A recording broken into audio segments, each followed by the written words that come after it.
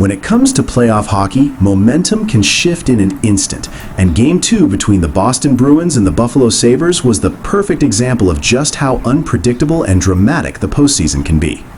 After a heartbreaking collapse in Game 1, where Boston blew a late lead, the Bruins entered this matchup with something to prove, and they responded in emphatic fashion with a 4-2 victory that evened the series at 1-1. From the opening puck drop, you could sense a different level of urgency from Boston. They weren't just playing to win, they were playing to send a message. The game truly came alive in the second period, where Boston unleashed a relentless offensive surge that completely changed the momentum.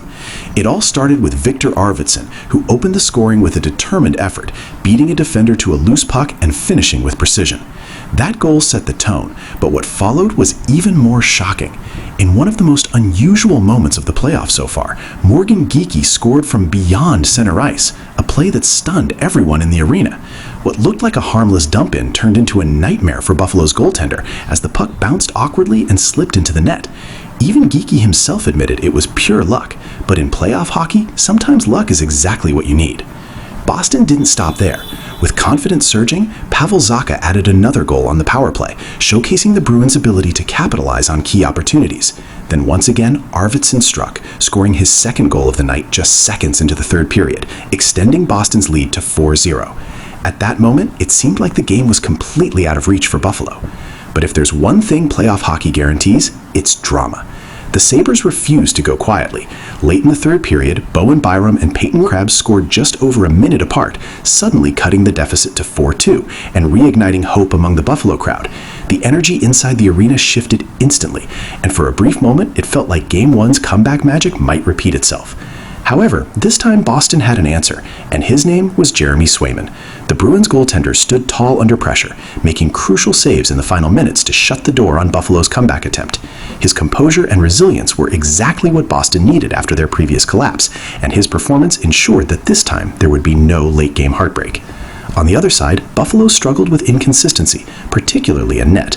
Goaltender Ukko-Pekka Luukkonen had a tough night, allowing goals that he would likely want back. While some moments came down to bad luck, playoff hockey is unforgiving, and small mistakes often turn into big consequences. Buffalo's power play also continued to be a major concern, going scoreless once again and extending a troubling drought that could become a decisive factor in the series. Despite the loss, there were still positives for the Sabres. Their late push showed resilience, and their ability to generate pressure proves they are far from out of this series. However, if they want to compete with a disciplined and experienced Bruins team, they'll need to tighten up defensively and find answers on special teams. For Boston, this victory was about more than just tying the series. It was about proving that they can learn from their mistakes, stay composed under pressure, and execute when it matters most. With the series now shifting to Boston for Game 3, the Bruins have regained momentum, but in playoff hockey, momentum can be fleeting. As both teams prepare for the next chapter, one thing is clear: this series is far from over. The intensity, the unpredictability, and the sheer drama of playoff hockey are all on full display, and fans can expect even more thrilling moments as the battle continues.